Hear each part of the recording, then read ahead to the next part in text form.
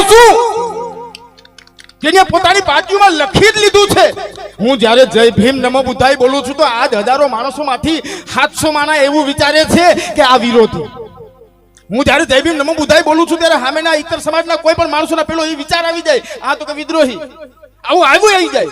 પણ અમારે એ આંબેડકરવાદને આગળ લઈ જવો છે આવનારા દશકોમાં, કે પછી ક્યારે કઈ અમે જય ભીમ નમો બુદ્ધાય બોલીએ ને ત્યારે સામેનો માણસ વિચારે, વાહ કોક વાચક આવ્યો છે, કોક તર્કવાદી આવ્યો છે, કોક એજ્યુકેટેડ આવ્યો છે, કોઈ મહાન હસ્તી અમારી પાસે બેઠી છે. એવું જ્યારે સામેના માણસને તમે નક્કી કરાવી દો ને ત્યારે સમજો કે તમે બાબા સાહેબની વિચારધારા તમારા જીવનમાં લઈ આવ્યા છે. કેટલી કે તમારે પરિવર્તનની જે વ્યાખ્યાઓ થાય છે, એટલે આ તો બહુ સીધી અને સરળ મારી વાતો છે, અનુભવના તથ્યોમાંથી નીકળેલી વાતો છે, એક ની હજારો. અને હા, હવે મારી બીજી બહુ વ્યવસ્થિત ચોખવટ, સીધી સમજાય જ જાય એવી ચોખવટ. તો પછી વિરોધી અમે કેના? જો અમે કેના એનો એક દાખલો આપી દઈએ.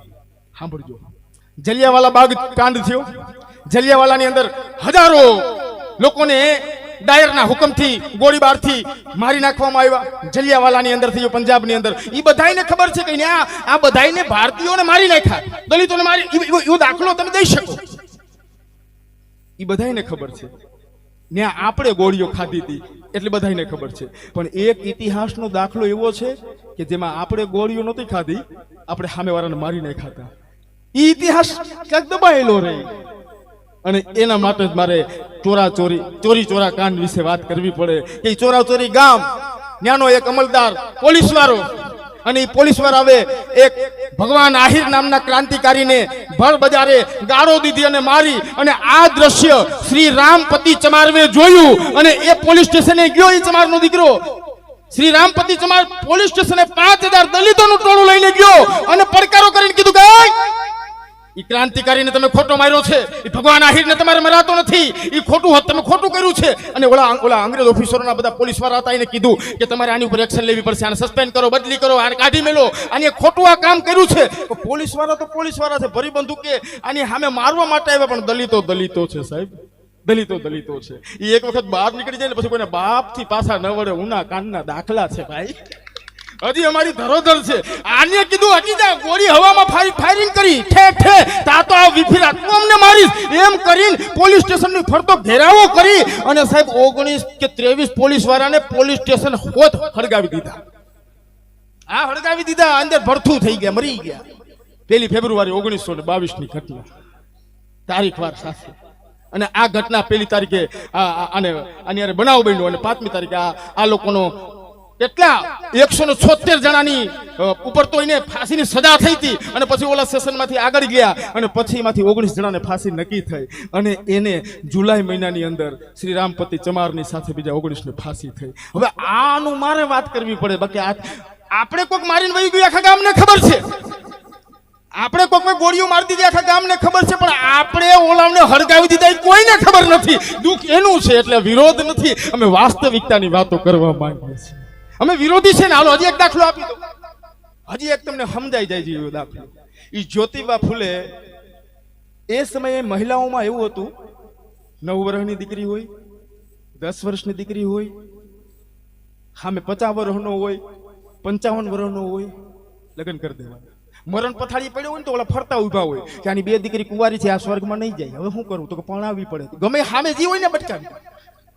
જોયું જ નહીં, હકીકત છે. હવે ઓલો તો 62 વર્ષે લગ્ન કરાવ્યું તો મરી જ જવાનું છે, તો આની તો ઉંમર ત્યારે 15 વર્ષની જ રહે. તો આ દીકરીનું શું? આ દીકરી ક્યાં જશે? 55 વર્ષ એટલે એનું ફટાકે ફૂટતા બીજા 2 વર્ષ. ઓલી દીકરી તો 12 વર્ષની જ હતી, એ તો 14 વર્ષની થઈ અને ઘણી વયો ગયા. વિધવાઓનું શું? અરે સાહેબ, બહુ ભયંકર પરિસ્થિતિ, આ ભયંકર પેશવાઈ સરકારની અંદર, પેશવાઈ રાજની અંદર આ ઘટનાઓ બની છે, હજારો દાખલા. અને એવી તો કંઈક બાબતો. હવે મારે વાત એ કરવી છે કે જ્યોતિબા ફૂલે બરોબર એક માર્ગમાંથી હાલ્યા જતા હતા, એક બેન, વિધવા બેન, ગર્ભવતી, નામ એનું કાશીબાઈ, અને નદીમાં પડવા માટે જાય છે. પેટમાં બાળક છે, પોતે વિધવા છે, નદીમાં પડવા માટે બરોબર આમ પડું થઈ અને જ્યોતિબાઈ હાથ પકડી દો, એ દીકરી, એ બેન શું કરે છે? તો કે મારે મરી જવું છે. ના એમ ન મરવા દેવાય. જ્યોતિબા એ કાશીબાઈને એની ઘરે લઈ ગયા. સાંભળજો અમે કોણ છીએ. ઘરે લઈ ગયા ત્યાં દીકરાનો જન્મ થયો. બ્રાહ્મણ વિધવા દીકરીની ઘેર દીકરાનો જન્મ થયો. એનું નામ રાખ્યું યશવંત. જ્યોતિબા ફૂલે અને માં સાવિત્રીએ એને દીકરાની જેમ ઉછેર્યો, ભણાવ્યો, ગણાવ્યો અને યશવંતને ડોક્ટર બનાવ્યો. એ મનુવાદનો વિરોધ તો જ્યોતિબાએ આજીવન કર્યો, પણ સાહેબ જે વ્યવસ્થાનો વિરોધ કર્યો પણ વ્યક્તિગત નહીં. એ યશવંતને ડોક્ટર બનાવ્યો. તે પછી સાંભળી લ્યો, જ્યારે 1897 માં પ્લેગ ફેલાણો ને લોકો ના દીકરાઓ મરું અને મરતા બચાવવા માટે માં સાવિત્રી બાળકોને ઉપાડી અને યશવંતના દવાખાને લઈને જતી હતી. અને યશવંત એની સારવાર કરે. એમાં એક દીકરાને માં સાવિત્રી આમ બધ ભરીને તેડીને આવતી હતી. એમાં પ્લેગનો ચેપ માં સાવિત્રીને લાગ્યો અને એમાં માં સાવિત્રી નો અવસાન. કેટલી જે વ્યવસ્થાનો જેણે આજીવન વિરોધ કર્યો એના દીકરાઓને ડોક્ટર બનાવ્યા. અમે કોણ છીએ? અમે કોઈ વિરોધી છીએ? અમારી વાસ્તવિકતા તો જો તમે. અમે કઈ પરંપરામાંથી આવીએ છીએ? એ માનવતા જેટલી અમે આમાંથી કદાચ અંધશ્રદ્ધાઓ લીધી તો કરુણા દીધી છે, દયા દીધી છે, શીલ દીધા છે, પરાયણ દીધી છે, વાસ્તવિકતા દીધી છે. અને સાંભળી લે તમામ લાઈવના માધ્યમથી, જેને કદાચ હાજરીન માણસ તો સાંભળે જ છે, પણ લાઈવના માધ્યમે હજારો સાંભળી લે કે ગમે એટલી તમારી સભ્યતા મહાન હોય, ગમે એવી તમારો સંપ્રદાય મહાન હોય, ગમે એટલી તમારી સંસ્કૃતિ મહાન હોય, પણ એ કદાચ ને તમારામાં ભારતીયને જન્મ ન કરી શકે, ભારતીયતાની વેદનાને જન્મ ન કરી શકે, ભારતીય ન બનાવી શકે, તો એ સભ્યતા તમારી નકામી છે. આ જ્યારે ભારત દેશ એટલે જ્યારે આ કોઈ નાની હુની વાત છે? 29 રાજ્યો, 22 થી વધુ ભાષા, 100 થી વધુ બોલીઓ, 1,40,00,000 થી પણ 130 કરોડની જેની વસ્તી, આનું બંધારણ લખવાની વાત હતી. એટલા માણસને 5 માણસ ઘરમાં ભેગા નથી રહેતા. આવીને ગયો આપણેથી 5 માણસ હસવાતા નથી ઘરમાં. ભાઈ દીકરો ભાઈ એટલે અમને નોખા કરજો. ઈ તમે નોખા દો પછી મને તેડી જાય.